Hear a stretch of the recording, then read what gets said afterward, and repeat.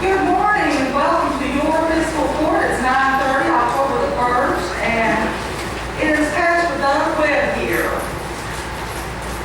Well, then, Brother Bob Roanne, do you mind leading us in a prayer? No, I'm fine. And then we'll lead ourselves, we'll all lead ourselves in the prayer. Let's stand, please. Heavenly Father, thank you for letting us gather here today to go about the business of the county and hopefully the state. Take us and make us walk in your footsteps, and we abide for you and your Heavenly Father. Thank you for all you do for us every day, and bless us. Balance our magistrates and county judge and treasurers and all the people authority into this county to help us do a better and better place. Thank you, Lord, for your faith. Amen. Amen. Let's say the prayer. I pledge allegiance to the flag of the United States of America and to the republic for which it stands, one nation, under God, indivisible, with liberty and justice for all. Do you think the Lord is well, I don't think so. Magistrates number 4 on our agenda, presentation and approval of bills. And of course, the first set is from the Justice Executive's office. Bills that we have to prepare in our office. And then we'll look at the second bill. Any questions?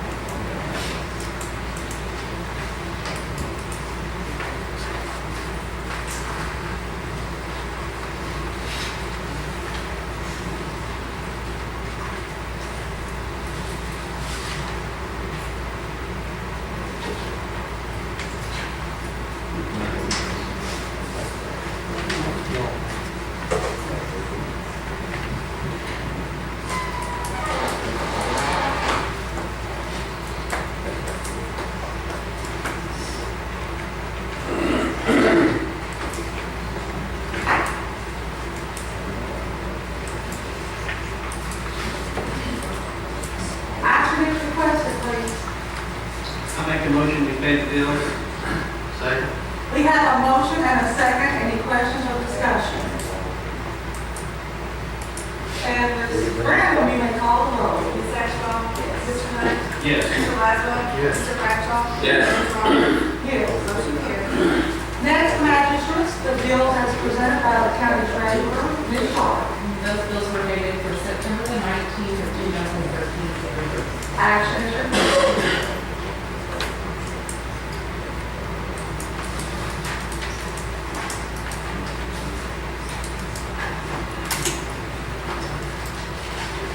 Questions on that motion? We have a motion and a second. Any questions or discussion?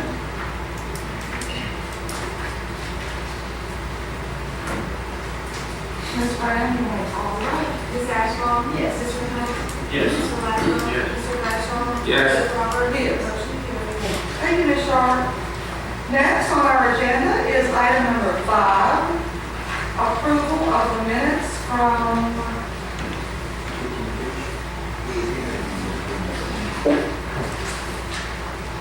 the last meeting. And before you, September 17th.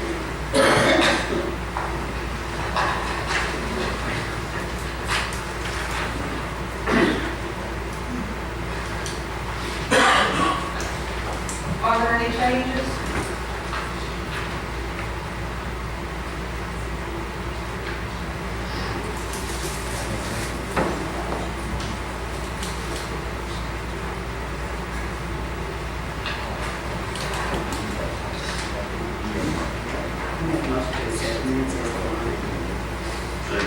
We have a motion and a second. Any questions or discussion?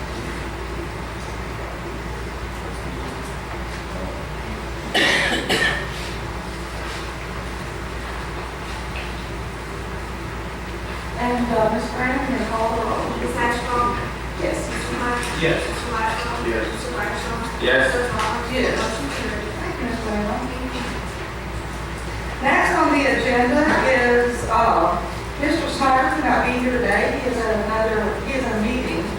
And Deputy Judge, help me with this. Doesn't Mr. Snider want to place signage at at 1010 Highway 44 East, which is where the formal public property is? Action is requested on giving Mr. Snider permission to place a sign. What's the sign will say? Well, you might want to ask Mr. Snider that. Well, presumably a sale sign. Because that's what the agenda item says, sale of property.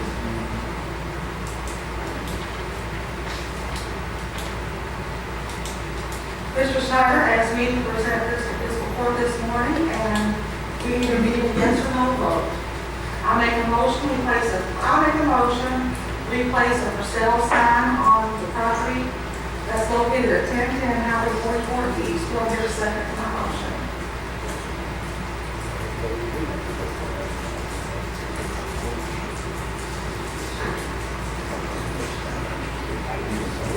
Hearing no second, the motion dies for a lack of second.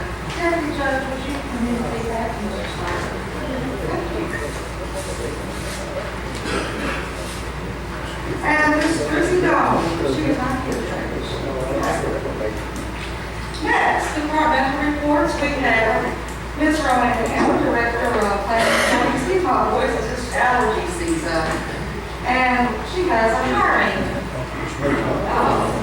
I'd like to discuss if we hire a numbering and enforcement officer for the planning and zoning office.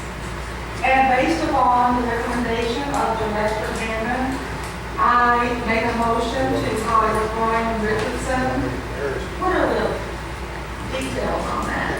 Like how much and, Things like that, per year. full-time? Full-time, yes. I make a motion to hire Brian Richardson with all the details that Director Hammond just stated. Do I hear a second to my motion? We have a motion and a second. Any questions or discussion? Now, do you have any questions about hiring this fellow? Okay, no questions, then Ms. Graham, you may call the roll. Ms. Ashcraft? Yes. Mr. Meyer? Yes. Mr. Laszlo? Yes. Mr. Bradshaw? Yes. Mr. Roberts? Yes. Motion carried. Thank you. I do have one other thing. Alicia says that we can come back and work on October 14th. So, we'll need to put the salary in the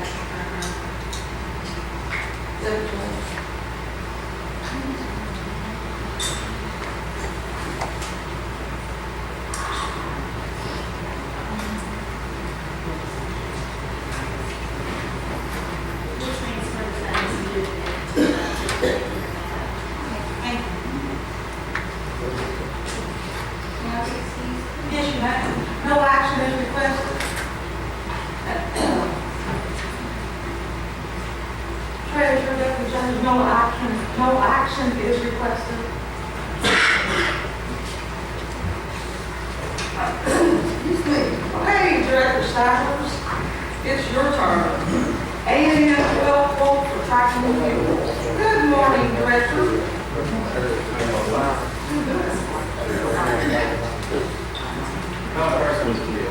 A&M Oil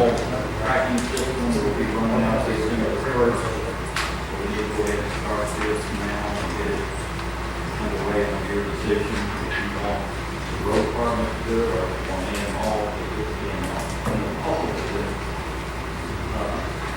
You've got the pricing there, if they do it, it's $240 a month. So that would do the tracking and emailing the information to all of the departments. And they're the ones that's doing it now.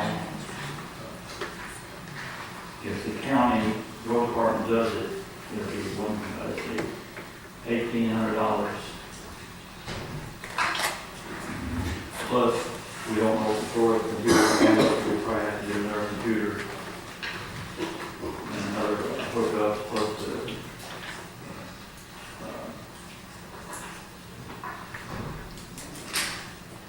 have to train the person to handle it and set it up, and there's a lot to it. When they got through the contract the last time, this was free for 1 year.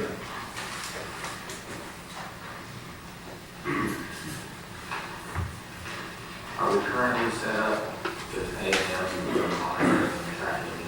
We're doing everything now. So that basically is option 2. Okay. We don't pay them for the first year of our service. That's the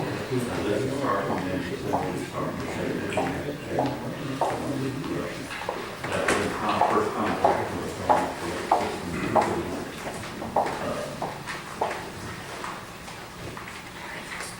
The reason if y'all want to go around, I need to know that because I'll have to get with them and have them call contract us.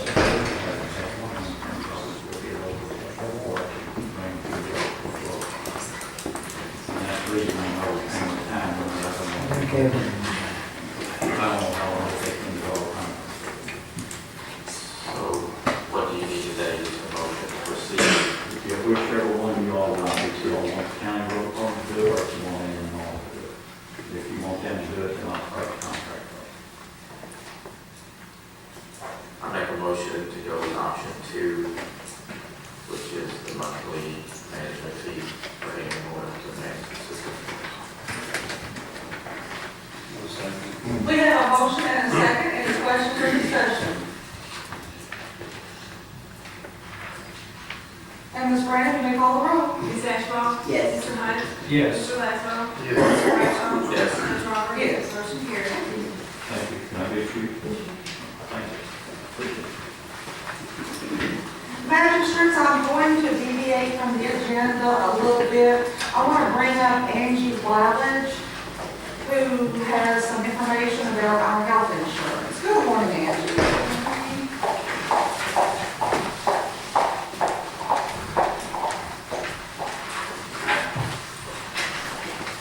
I think that you have received the handout I put together, but I can go ahead and pass this down with you. I get this one as well. I'm just going to pass it down.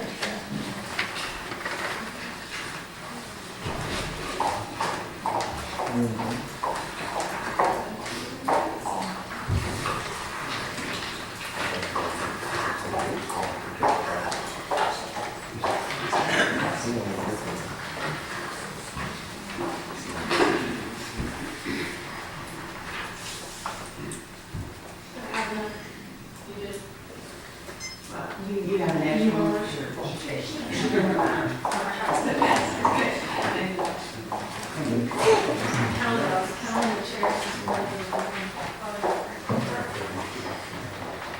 Good deal.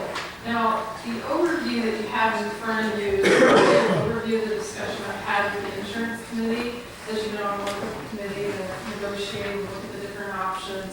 The first section there is with regard to the ancillary lines of coverage. Now, currently, the only employer-sponsored line in that section is the life insurance. All the other products are voluntary. So there's voluntary life, in addition to the employer-sponsored, voluntary vision, dental, and then what we call worksite products. Humana is offering a renewal on those products with a minor change to the dental plan. There were more competitive quotes from various other carriers. As you know, we moved these lines of coverage year before last, and we moved the worksite products last year. The committee's recommendation is to keep these lines lines of coverage with Humana for the time being, secondary to an anticipated change in health insurance carriers, which we'll get to in just a moment. We'd like to keep these lines as leverage for next year's renewal, as you know, the carriers offer package discounts, and so we'd like to be able to keep those. Plus, we don't want to keep changing them every year on behalf of the employees, like keep some stability there as well. So a couple of reasons with regard to that. And then with the health insurance, the budget, of course, is a 10% increase. Humana's renewal came in at a 21.6% increase, and that was after a lot of negotiation to get it down. They did come back with an alternate proposal that enhanced the wellness aspects of the program, required a lot of additional requirements on behalf of the employees, in addition to a pretty significant change in the employee contribution. And that came in at a 15.6% increase, much better, but still not quite at the budget that was our goal. So we went to the market and received some competitive quotes from Anthem and United Healthcare. Those were pretty similar. Anthem's quote offered an 8% increase to each premium level for each plan. You offer 3 health plans currently, where United's proposal had varying percentage increase. Some plans were decreased, some plans were quite a bit more of an increase. So overall, the proposal for Anthem was more favorable from the employee perspective, and there seemed to be an overall better comfort level with Anthem. In years past, United was the carrier here, and there maybe had been some issues or some concerns. So Anthem kind of seemed to lead the pack with regard to the two. Bluegrass County Health also came in with a competitive quote. There wasn't a comfort level there on that size of a carrier based on their regional nature. The committee was not comfortable with them. I do have a point of caution for you here. We've shopped the market with the health insurance carriers the last couple of years. And over time, the carriers begin to create a negative perception if we're going to them and asking them for quotes every year. We really need to be careful with that and be more strategic about it. We are able to work with the current carrier to figure out if your rate is competitive based on their calculation that's required that they provide to us because of the size of your group. So because of that, I would recommend that we look at doing every other year or every 3 years in terms of going to market. United Healthcare, for example, has come after business the last couple of years, and if they don't earn it this year, they're already saying they're not going to be willing to quote next year. So we want to be really careful of that. Make sure we protect the market, so when we do go to market, carriers are willing to bid and be competitive on their behalf. So that's something more long-term, but something I thought was appropriate to look at that at this time, since we just talked about the market. If we turn to the second page of this overview,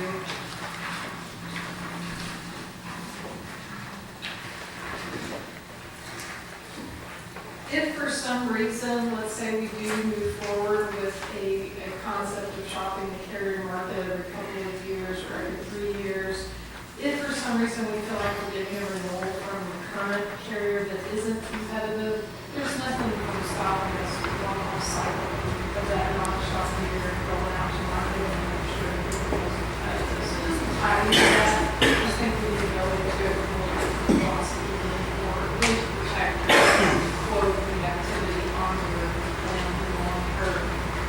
The committee's recommendation is to, instead of accepting an 8% increase, adjust that number to a 10% for a number of reasons. The first one is Anthem will offer a rate renewal guarantee, which is the other document you receive. This is a nice opportunity to help provide stability for next year's renewal.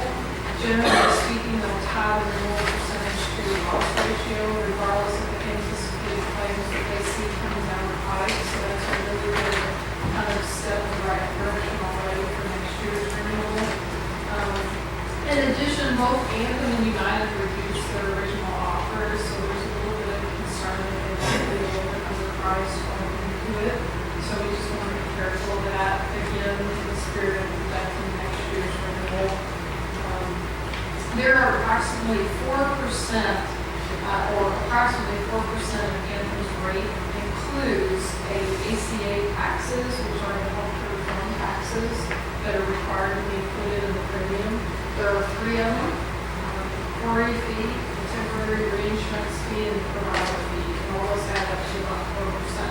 So if those weren't included, essentially, it was going to be really competitive. The additional 2% difference equates to $32,000 on an annual basis. So that's the differential there. If you do 10% or more of the rate back every year. That is a nice opportunity to have that rate back the following year.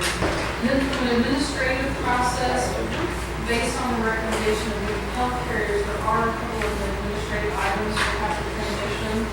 The first one is the flexible spending account program. Right now, it's administered through Humana. We charge a fee for it, we charge $7 per head. We did obtain a quote from an administrator known as EMS, the local administrator, and that quote was competitive to Humana software. In addition, Humana provides free filter services through a company called Snider. So we want to transition those services as well to an alternative vendor. A&M does not provide free code administration. So we recommend doing that with EMS as well. Internally, it's a lot more seamless if both FSA and code administration are used to do the same vendor. So that's a nice opportunity there. And we recommend using the medical loss ratio rebate received this last year, which was $5,570. That was the total rebate of that. The county's portion was $5,013. We can use that to offset the added administrative fees. Combined, the FSA and the code administration will run about $3,000 to $4,000 a year. So it more than offsets that additional administrative expense.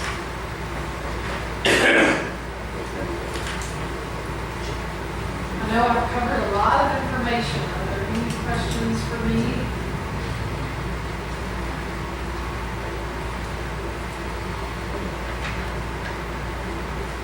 So you're saying that our local insurance committee recommends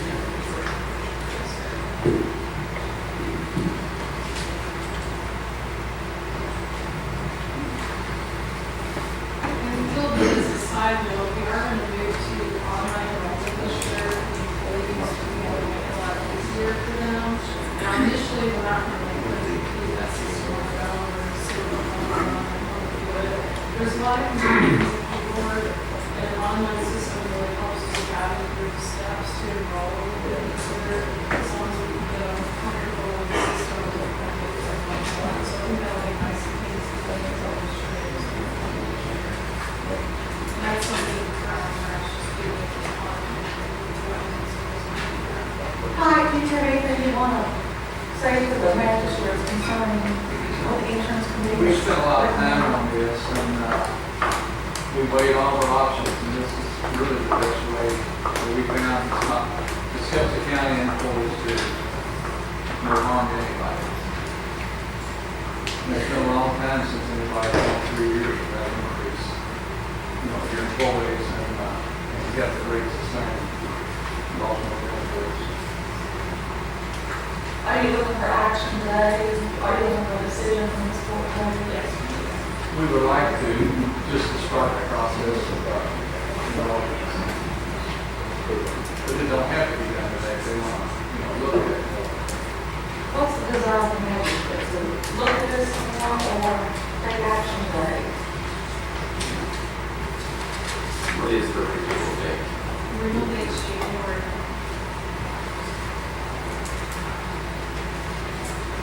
Do you wish to table it? I would like to make a motion to go ahead and accept it today. So we can get ourselves ready and everything completed for the first opportunity. Is there a second to the magistrate's motion? Second. We have a motion and a second. Any questions or discussion? Yes, Judge. But part of the motion is to see whether they want to accept the 8% or the 10% increase. Was it 10% guarantees? Yes, that's your 10%. That's what I want to get a motion. Any other questions or discussion? Ready, may call the roll. Let's get that read back. Can we please? The motion is to accept the recommendation by the committee to go ahead with the 10% increase. Are there any questions or discussion to the motion? Hearing none, Ms. Brandon, may I call the roll? Ms. Ashcraft? Yes. Mr. Hyde? Yes. Mr. Glasgow? Yes. Mr. Bradshaw? Yes. Ms. Rowan? Yes, and I want to thank the insurance committee for all of your hard work, and Angie, thank you for your hard work. For many, many years, we struggled with insurance rates being too high, and I'm very thankful that they're under control now. Well, we appreciate y'all coming to do that, because it is a help for everybody, especially if you want. That's a good thing. Okay, any other questions? Ms. Angie, can you hear? Motion carried, I'm sorry. Motion is carried, we are taken care of, and what else we need to do with our insurance? Thank you.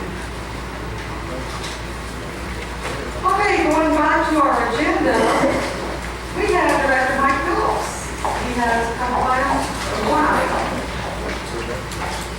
Hiring personnel, two items. Hiring personnel and the 50-cent increase. Thank you, ma'am. Before you are two issues that were discussed at the Emergency Services Committee meeting, and they approved me bringing them in front of the full body for your consideration. The first is a recommendation to hire 6 of the 9 needed individuals for EMS, and 1 part-time dispatcher. Starting salary for the EMTs and the dispatcher is $12 an hour. Starting salary for the paramedics, and I apologize, there's a typo on this. Starting salary for the paramedics is $16 an hour. Okay, you made a recommendation, correct? Based upon the recommendation of Director Mike Phillips, I make a motion to hire these folks. And, Director Phillips, would you read those names, please? Mark Lucas, Michael Thompson, Thomas Kale, Michael Bland, John Lehman, Brian Crick, and Destiny Kugel. Do I hear a second to my motion? I'll second it. Thank you, Magistrate. We have a motion and a second. Any questions or discussion? And hearing no questions, Ms. Brandon, may call the roll. Ms. Ashcraft? Yes. Mr. Hyde? Yes. Mr. Glasgow? Mr. Bradshaw? Yes. Ms. Rowan? Yes. Motion carried. The second issue before you this morning, while going through my financial reports for the first quarter and starting to review them, Janice and I recognized the administrative mistake that was made to 5 employees. And what had happened was, is if I hire you an EMT, you start out at the starting salary as an EMT, and then you go out and complete your paramedic education and receive your license, and when we decided to cut you loose, you were bumped up to the starting salary of paramedic, which Janice did at $14.25. What we failed to do for these employees was to also include the 50-cent raise after 6 months. So these 5 individuals are actually making 50 cents less than any other paramedic in the service. So I would like your approval to increase these 5 individuals mentioned in the memo, increase their salary by 50 cents. Janice is working on the back pay that we will owe them. And she's going to work with Cain after she gets her numbers to make sure that we're all on the same page, and then we'll replace on their next time card as an adjustment as Cain will pay them accordingly. So that'll put them up to $1,495. With based on the raise, 16. 16. Yes.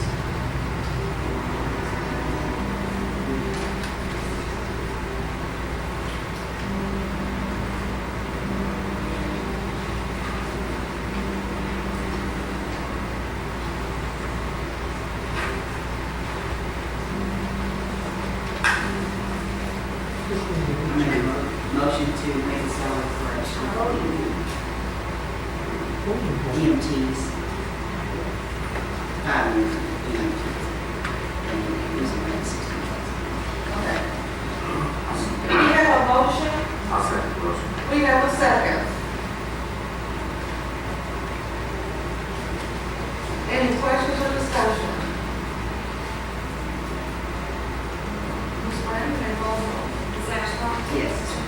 Mr. Glasgow? Yes. Mr. Bradshaw? Yes. Ms. Roberts? Motion carries. And just for your information, this issue should not arise again, as we did raise, increase this budget. We eliminated the 50-cent increase every 6 months, so it's just a flat starting rate, and then we receive any raises that any other employee can receive. The only other thing I'd like to mention, Dan, is for the two magistrates that were not part of the Emergency Services Committee, we have located a trailer. Cain will be cutting the checks today so that the payments are paying for that trailer, and it should be due by the end of the week. And we'll start doing what needs to be done on that trailer. We spent $2,000 for the trailer, so we should be able to get in under what the court approved us just to purchase the trailer. Jimmy and Ike have prepared a pad over at the animal shelter, so we're hoping to be in it by the end of October. But the way my luck goes, it'll be before Thanksgiving. But I just want to bring you all up to speed of where we're at. If nobody else has anything with me, I will excuse myself. Thank you. All right, Mike, thank you. Okay, Director Hatfield, come on out. Cain to discuss. Good morning to you. Good morning, good morning. I wrote it in Wyoming, but I guess I'll put up with it. I need permission for the court to give Judge Roberts the authority to sign the 2014-2015 dump grant. I'm applying for $93,000 state funds, and this should conclude the site. We will definitely have been over the $50,000 mark, so it will not cost the county any money at all. We're already at around 34, I think, so there's another approximately 1,000 tons that we've uncovered. EPA has been out there and measured it, agreed with me, so I'll have this in by November 1st. Hopefully this will, I can complete it next summer. We're going to bid it out the same exact way as we did per ton. So that way, if they take out 900 tons, we only pay 900. But I knew the dump was bigger than that, but I've been fighting this thing that you all know since 2007. So hopefully one more year and we'll be done. We can move on to another one. I don't think I heard him find another dump. Exactly.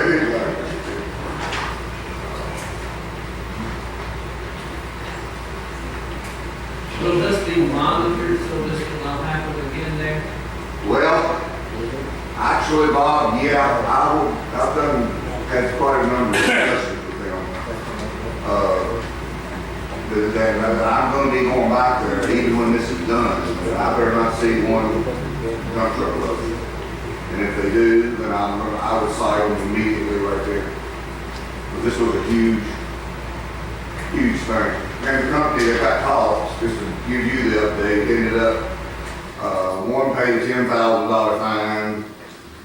The other one, I don't know what their fine was, they ended up going bankrupt.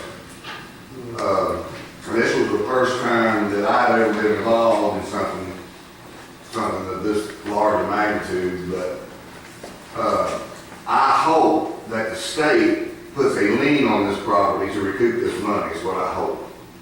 I would have asked the county to do it for our 25% had we not exceeded the $50,000 limit. But I knew, being going down there, that you were not going to clean up this for $50,000. It's just too large of an area. So the county can't do it?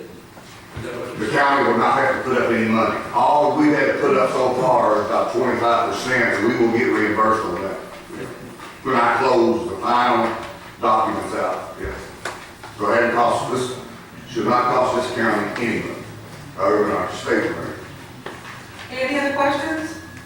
So what you want is a motion to give the judge permission to sign that. Yeah, sign all documents, and I'll get them off tomorrow or the next day. And I'll make that motion. Thank you. Thank you. I'll second the motion. We have a motion and a second to give the judge executive permission to sign these documents as recommended by Director Hatfield. And any questions or discussion? Hearing none, Ms. Brandon, may call the roll. Ms. Axell? Yes. Mr. Hunt? Yes. Mr. Raffel? Yes. Mr. Bradshaw? Yes. Judge Roberts? Yes. Motion carries. Thank you. And real briefly, our household hazardous waste event is this Saturday, Boyle County Fairgrounds. We ran 2 ads telling me what we would take. Contact me if y'all have any questions. I'm going to have 2 ladies handing out literature and taking surveys at the gates. And I'm going to meet Jimmy Anderson out there tomorrow. The company that's putting it on is coming in here Friday night. We're setting up out there Friday, sometime Friday afternoon. They're bringing in a team of people.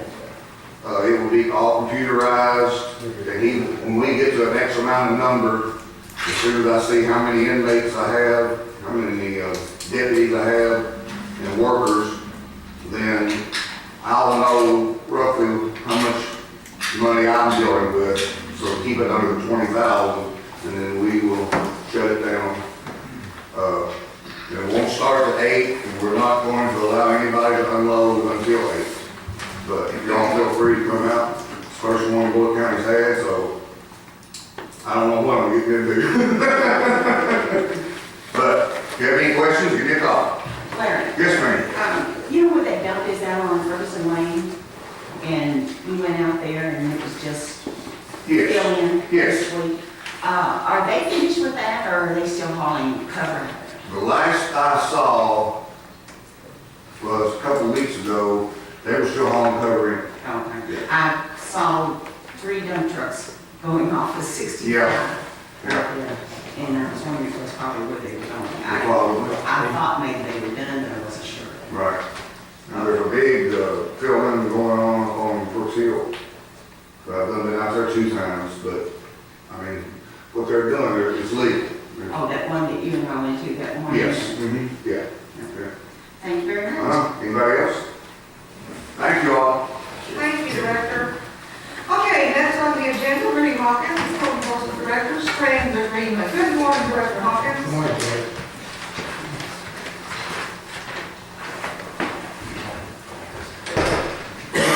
What I've got for you folks this morning is we have a STRAND agreement, and once a year we have to renew this agreement.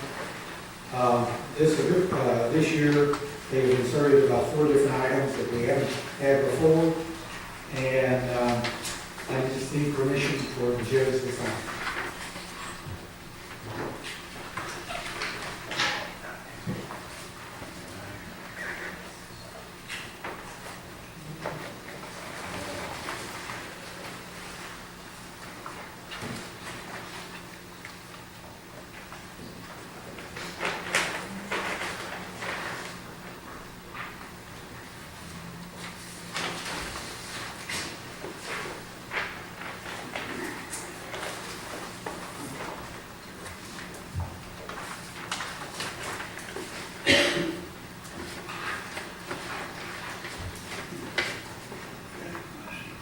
So this one sentence, 2/3 down the page, owner shall compensate engineer for items number 12 through 15, which are the ones that they're adding to the contract, on an hourly rate, plus expenses and estimated fee of $15,000.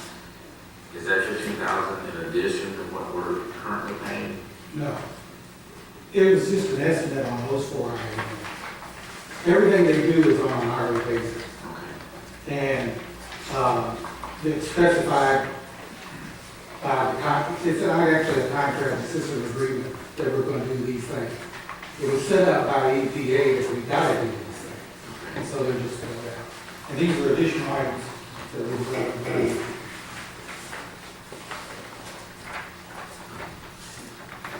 Well, the way I'm reading it, unless I'm misunderstanding it, it looks to me like these 4 items could cost $15,000. They could, but it's done on an hourly basis, so we're not going to.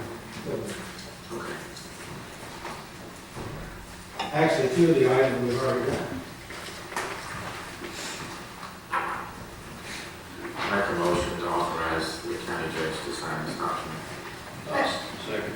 Thank you, Magistrates. We have a motion and a second. Any questions or discussion?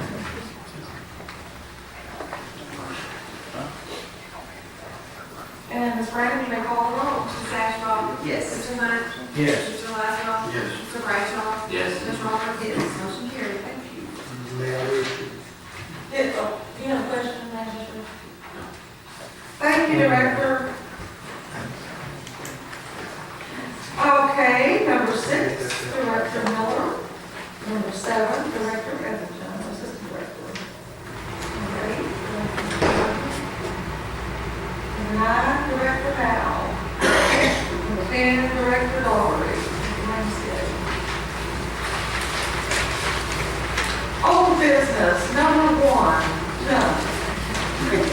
New business, action is required now. Do I have?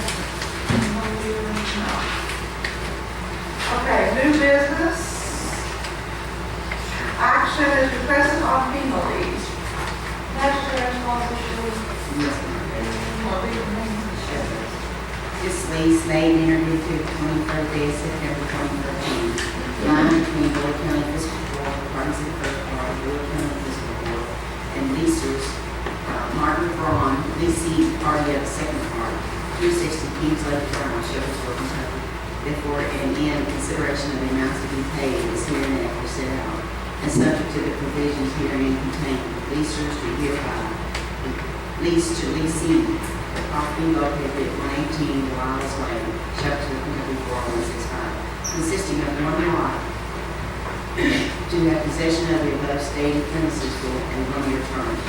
This lease shall commence on the 10th day of October 2013 and terminate at midnight on the 10th day of October 2014. The leasee agrees to pay to the leaseholders as consideration for the leasing of the described premises a sum of $1 per lot per year. thank you, Magistrate. You want me to make a motion? Yes, I make a motion to pass this, lease. I'll second that. Thank you, Magistrate. We have a motion and a second. Any questions or discussion on the FEMA lease? Ms. Brown, you call the roll. Mrs. Ashcraft? Yes. Mr. Hunt?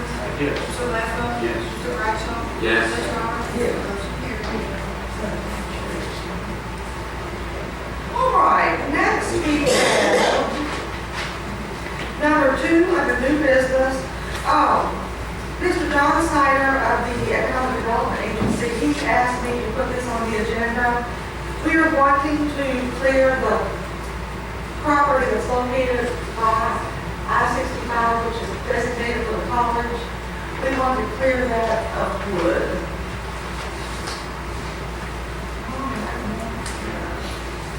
Okay, to not get confused, I've got 2 wood cutting issues.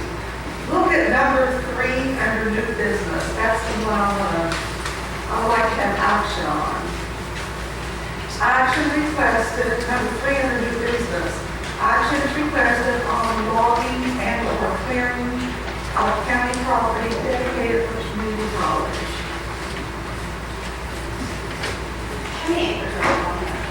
I think we're talking about height. We've done 15 already, right? 15 to 28 approximately. That's why they really know.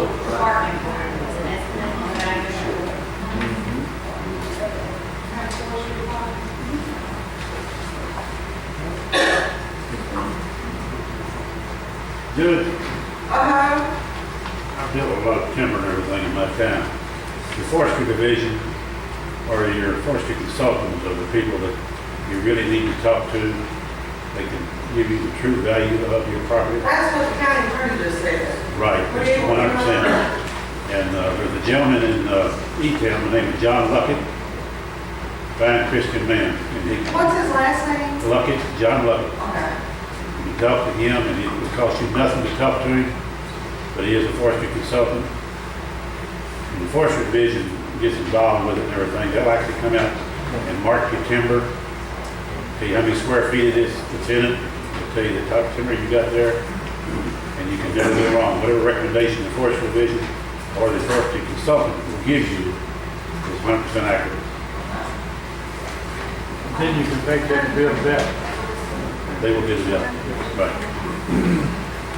They will pass it out to all your loggers throughout the Commonwealth and put a bid in on it.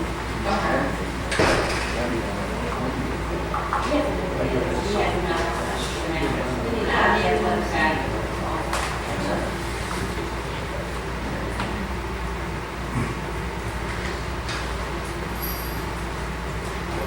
I'll hope to get that information on the next fiscal court meeting.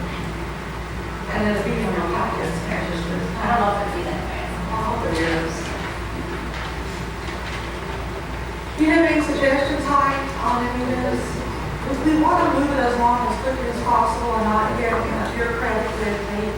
Right. Tangles. We kind of go with that, just make sure they take the brush and all, don't let the column get it out. We can go in and cut it, we got no place to trim the brush, or we ground a whole lot, we cleared probably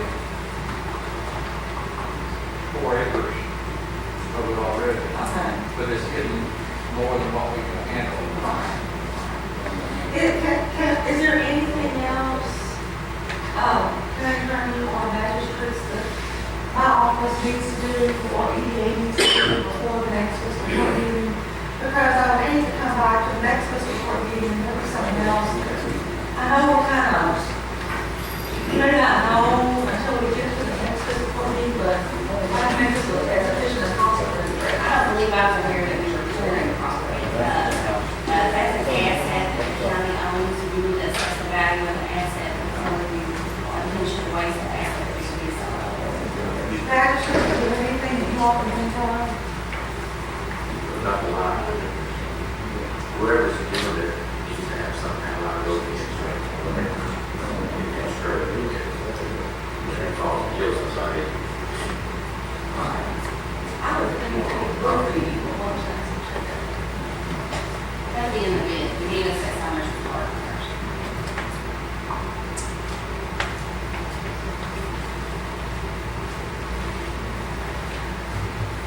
Yes.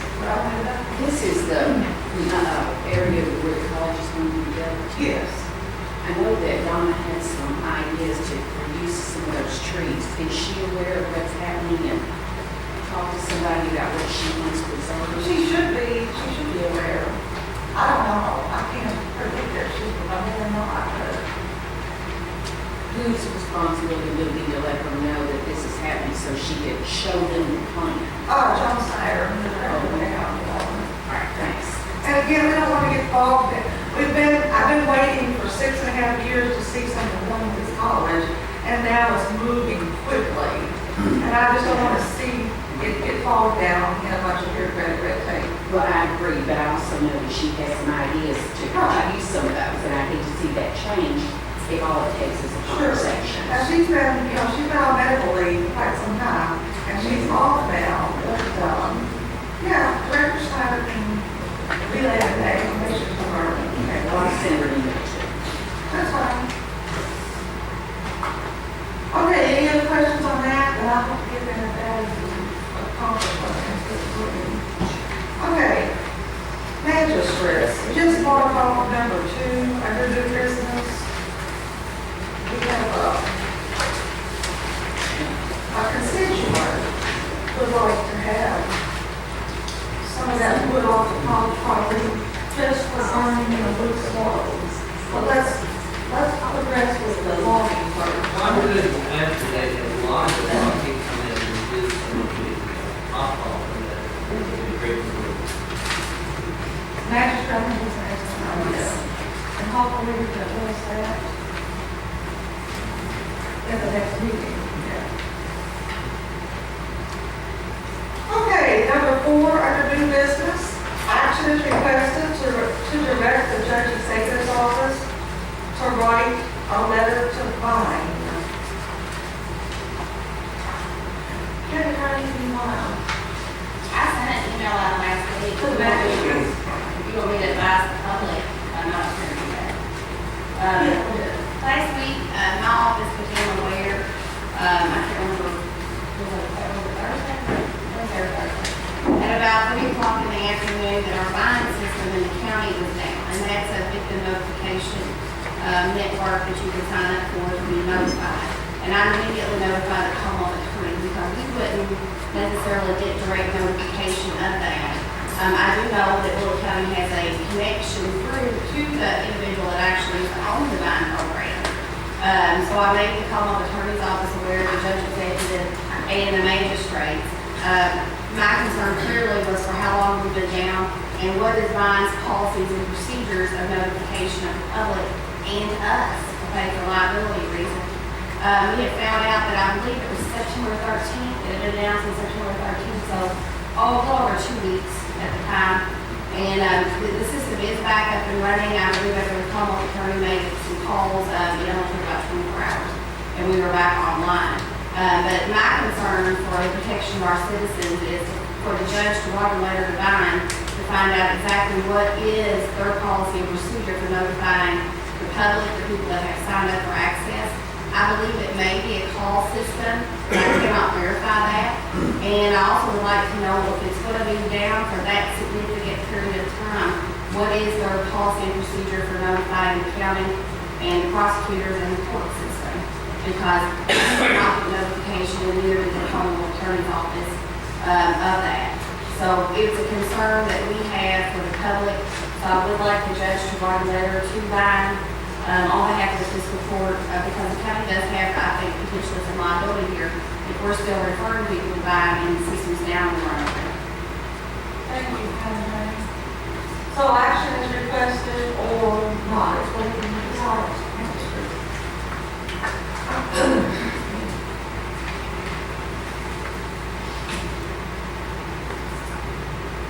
I make a motion for the judge's office to write a letter to the company or corporation that it is. Okay, we have a motion and a second by Magistrate Hansel. And we have coverage. Yeah, we have this judge. That was my question to the county attorney, so our letter is just asking Vine what their, it's in the email, I put all the email that we needed to ask for. Remember that email? Because when county attorney was mentioning that verbiage, I was saying, yeah, I remember that email. We got it. Okay, any other questions or discussion concerning this motion? And Ms. Brown, you may call the roll. Ms. Ashcroft? Yes. Mr. Hunt? Yes. Mr. Laszlo? Yes. Mr. Bradshaw? Yes. Mr. Roberts? Yes. Motion carried.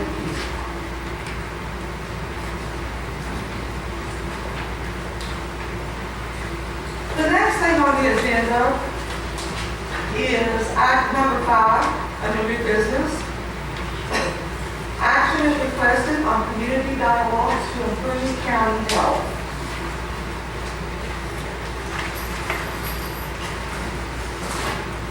I need permission to sign this if magistrates you so desire. And Andrea Renfro with the Bullock County Health Department will be here to pick it up today if I'm given permission to sign it.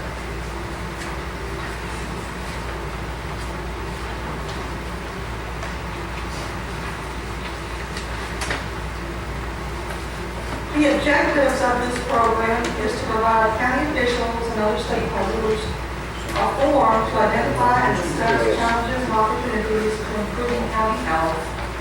Number 2, to share targeted best practices for successful policies and programs.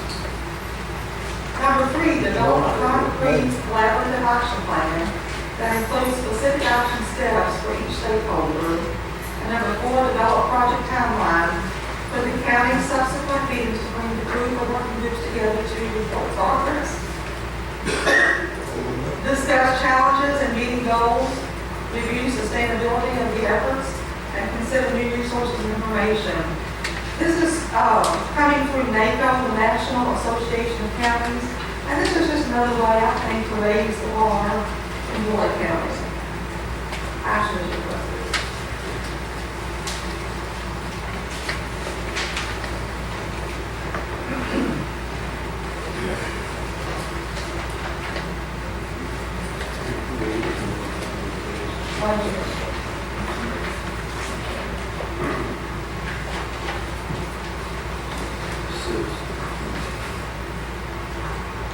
And our Bullock County Health Department has agreed and is excited about joining in a partnership between Bullock County Fiscal Court and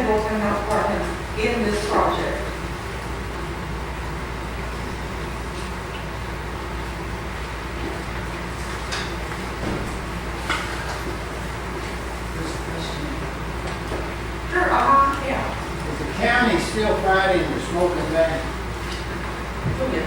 Yeah, it's still pending in front of the Supreme Court, waiting for the Thank you. I just need a vote up or down.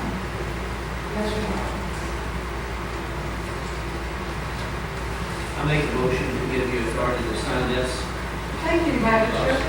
We have a motion and a second. Any questions or discussion? And of course, any costs that are incurred will be brought before the court before a penny is spent. Any other questions or comments? Okay, thank you all. Ms. Wagner, you may call for us. Ms. Ashwell? Yes. Mr. Knight? Yes. Mr. Rattler? Yes. Mr. Bradshaw? Yes. Mr. Roberts? Yes. Motion carries. Thank you, Judge. Can you come back and do one call? The extra email it's due today. We just got it. Thank you, Fiscal Court. Okay.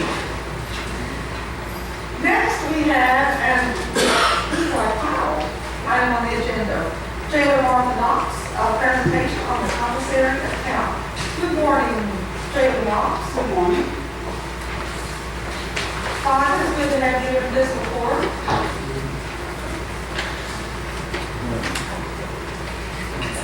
This morning, what we're going to try to do is answer the questions on commissary that y'all may have. We have a spreadsheet that was presented the 18th of July to each one of you all, which has all the check numbers, who it was paid to, the date it was written, the amount of the check, and then a description of what the check was wrote for. That's a 5-page long spreadsheet.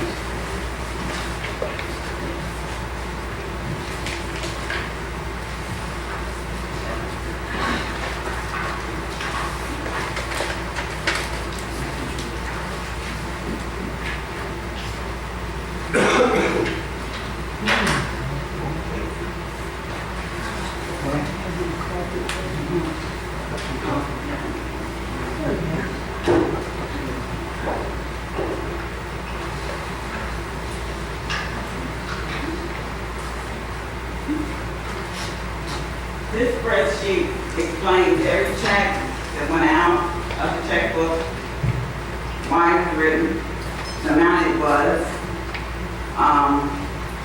what area it was written for, whether it was the road crew, whether it was the kitchen or inmate supplies, other commissary, sales tax, the whole breakdown is there. I'm going to explain what you have.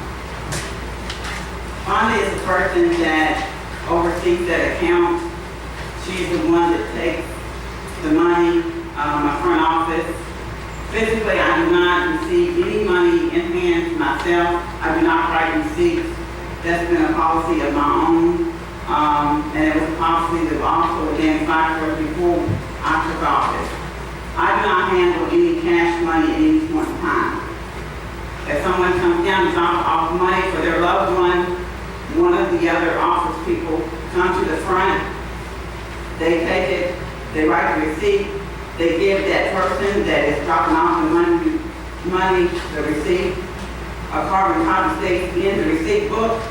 There is a receipt that is printed out at the time that she administers that into the computer with the name of the person that dropped it off, the time they dropped it off, the date they dropped it off, and who it is going to. That receipt is sent back to the inmate at that time, so the inmate has a copy from the register that's going into their account. The person that's dropping it off has a written copy in hand, dated, with their name, the inmate's name on it, and what is the purpose of the drop-off of the money.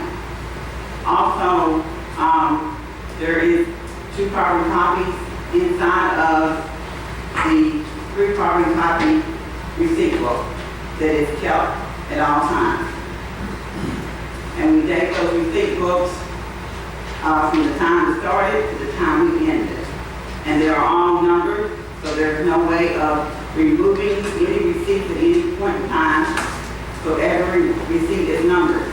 If there is a void receipt, all 3 copies are stapled back into the receipt book, and all 3 copies stay with the receipt book. So therefore, there is no errors, no questions. We have never had any questions on it up to this time. We never, with audits or anything, we have never had any questions on location or locating money at any point in time. So she's going to try to explain a little bit more detail on what her role is. This will be part of what General Knox was talking about. As we get money in for inmates, it is logged, and it can come in all 3 shifts. There is a receipt stays in the book. The person leaving the money gets a receipt. As soon as I'm the one that keys in the money into the inmate account, and that's done Monday through Friday. So as soon as I get there on Monday, key money. We have a very sophisticated banking system called Swanson's Cobra Banking. Once that money is all keyed in, the banking system will give me a total of what I keep. I physically count the money and I'll get 2 automatic. And, so every penny that comes in, I know about. Every penny that goes out, I know about. And this is the last fiscal year gives you a description of every check that we've written, who it went to, why we wrote it. Just trying to help answer some questions I think that everybody's had. There's been some concerns about the money at the jail.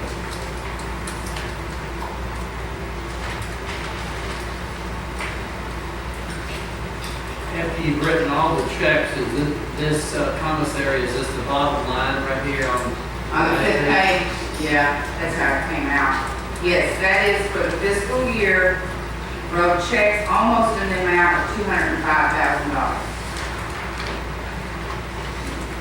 And you still have $118,000, correct? No, today we have approximately $51,000 in the check.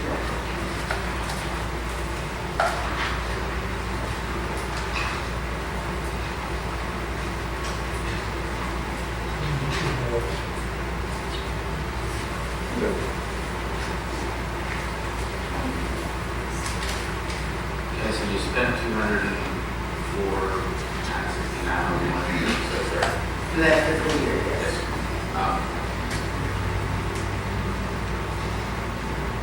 Was all that money donated by loved ones, or is that part of, I guess you'd call it profits of what you're selling through the commissary? Okay. Well, there's 2 areas of profits, okay? We have Swanson's, which we call a pack form at work, items that the inmates purchase. That can include commissary items, which is mostly food products, but it doesn't have to be. It can be some hygiene products, they want some extra, but it is mostly food. And then we have thermal shirts that they buy, thermal pants, we have some Velcro tennis shoes. That all is under Swanson. Then we have phone cards that they can purchase through the jail. There's $10 phone cards, there's $20 phone cards. That is through a company called Combined Communications. Okay? That, there is a profit on that, and there is also a profit on the Swansons. Okay? The profit on the phone cards, 100% of that comes back to fiscal court. What keeps this checkbook going is the profits from Swansons. And that, it just depends.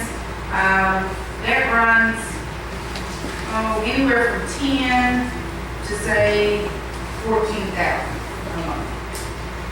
And that's what keeps this going. It obviously builds up over time, and I think some of the previous jailers might have spent, this is an inmate account. So the way we understand it is that it has to be spent on the inmate. Okay, so you're getting 10 to 14,000 a month profit off of your sales. So that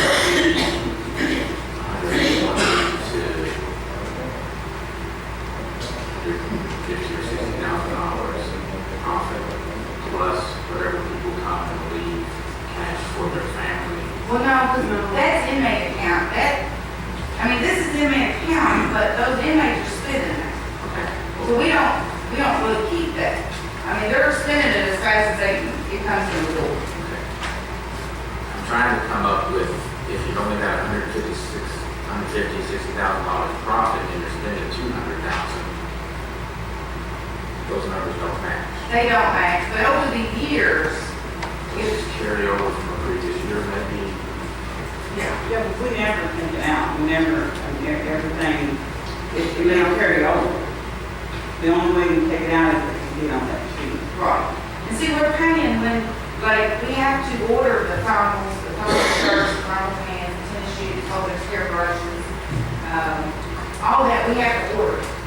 So we have, Bob Barker here, and then all the commissary, which you'll see Swanson's, that's the food products. That's inmates paid for it, but then, you know, we had to write the check for that. I'm just trying to get the numbers to somehow. Well, I mean, it's been for years and years and years, and, you know, it just adds up, it builds up, or, you know. And I know the numbers do look off as to what you bring in, but we started out, and I don't know when that started, you know, how long ago it was. It started with a pretty good size number, I don't know. Well, it would just be more comfortable for us if we knew, say, January 1, you had $44,000 in this account, and then that fiscal year, you brought in X number of dollars from sales, and then you spent X number of dollars purchasing some of the stuff that you sold, so that all the numbers, I mean, normal accounting gets that as zero out at the end of the day. Well, when you've got previous jailers, you know, I mean, I don't know how their expenditures were and all that. I know you can't account for what somebody else has done in the past. Right. But we ought to be able to we ought to say, okay, today we're going to start, and this is what we got. We're going to keep records and balance. At the end of every month, everything balances. You know, we can't wait till a year or 2 or 3 years before we balance the books. It needs to be balanced on a regular basis. Well, for the audit, I went through the audit last year, and for the audit, I mean, it does balance according to the audit. You know, the auditors that we sit down with, I mean, I guess they understand this, that you have carryover for however. For last fiscal year, we added almost 151,000 to this account. And that's about average. You know, at Christmas, some of the holidays, the inmates will spend quite a bit more than they do in the first of the year, you know, and throughout. But that's about 151,000. Right now, like I said, we have about 51 now. That's a question. Related to the audit from last year. I know one of that was your first one, you only been there for a couple of years. Have you wrote any checks back to the state in this past year for inmate funds? To the state? Yeah, because the exit interview actually recommended 5 changes to the policies and procedures on how to government accounts. And you're talking about reclaims? Well, on inmate checks that we send them at the end? the state specifically talks about this carryover balance, and that if the carryover is longer than 3 years, that money must go back to the state because that inmate did not use it in that 3-year period. And so it doesn't get to carry over to you all forever. You see what I'm saying by statute? If that part of the money, if they left funds, that's supposed to go back to the state. So I think that's the fiscal court's concern. I do have that at the office. I don't have that with me. What the auditor ended up saying about that is there had been some changes. I think there were not. It has been some changes on where it goes to, it doesn't necessarily go to the state anymore. Originally, like it was going to the state, it comes back, and we still have it in there, we're trying to still figure out where it's actually going, but it does not go to the state at all. It says, as noted in the prior year audit, for inmate balances and outstanding checks to inmates, the jailer should determine if they are beyond the 3-year period as outlined in KRS 393.020, requiring discharge to the state of for abandoned property. We recommend the jailer determine whether any of these balances should be escheated to the state, and the Kentucky State Treasurer website may send you for information that relates to that. That's on the last two audits, actually. Well, that audit has changed, not finished, I figure out where it goes to. Because this is dated November 19th, 2012, it's our most recent. Right, that's true. We did talk about that, and I do have our response back, as the officer to bring. But there was some new information that was brought up at the judges convention, and also our banking system. Right, our banking system. But that really is just inmate money that has been, that needs to be reclaimed. We just really cleaned up a lot of the checking system, but there is still some there, but that really doesn't total bearing on. Well, it does hold bearing as far as what your actual balance is, and I think that's what Magistrate Bradshaw was trying to get at. What is the actual balance if some of this money has achieved to the state every 3 years? You can say, you know, not 3 years. I think the number of the years has changed, but the 3 years is still the rule. Not trying to be adversarial, but I bought 2 years worth of these, and the comment has been made repeatedly that no one has ever said anything about the campaign funds. Actually, the last 2 audits are identical, and they raise a lot of questions about the campaign funds. And the reason the court started asking questions about this is because of the vehicle purchases. That's what their major requirement was, to make sure we had the money, and those were over the $20,000 purchase history, and that's what they were concerned about, is what is our liability on. Right, and we did have the money in the account. Well, again, you all have a copy of this, but the auditors reported the questions that they asked and information they requested from you all directly relate to this audit, because the auditor had requested that the jail inmate bank account reconciliation process needs improvement, and they laid out what they would request for the second role for that to happen. It talks about the jail commissary lacks adequate segregation of duties over receipts and compensating controls, and then they lay out their concerns with some errors and their recommendations for modification. The cheat was one thing. Another thing on here was that apparently you all have overpaid fiscal court, and I don't know if you've ever asked fiscal court for that money back. And then the last thing was the annual report to the county treasurer that had not been made. It was made this year after this court requested it. But that's why I'm just trying to clarify for the record. When it keeps saying no one has ever brought this up on an audit, that is inherently not true. And the questions that were asked were based on these. All this court is trying to do is protect itself against liability, because no one from this court, to my knowledge, has ever said that the purchase of vehicles was illegal. I think I have told them that I think you're allowed to purchase a vehicle. The question of vehicles, there were twofold. One, they were over the statutory amount that even the governor can spend money for without an executive order or declaration of emergency, because there were more than $20,000. And then the second question comes down to, do we actually have the money?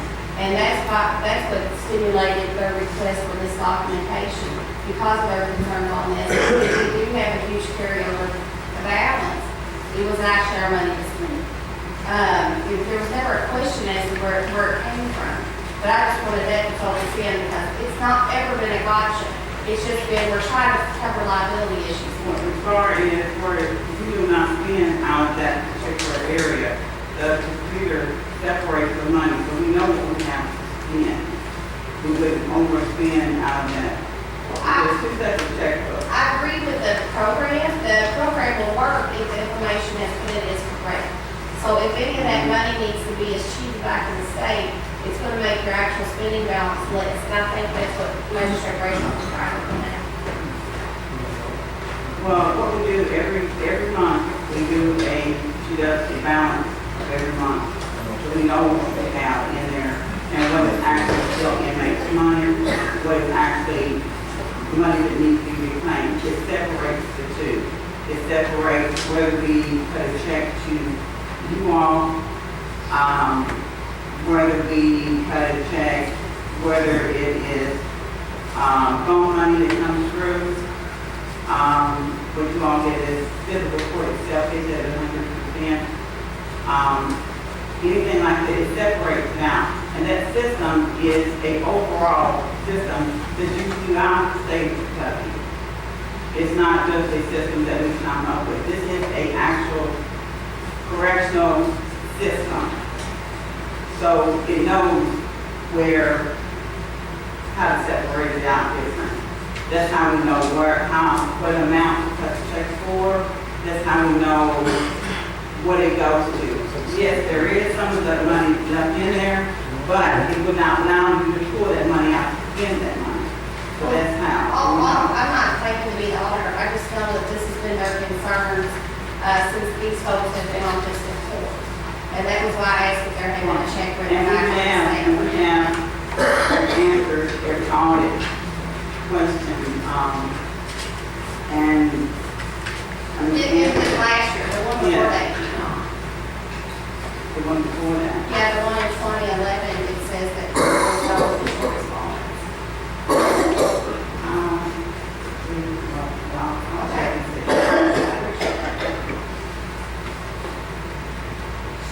Section to the box. I know on a regular basis, you punish us before you give us a check for varying amounts.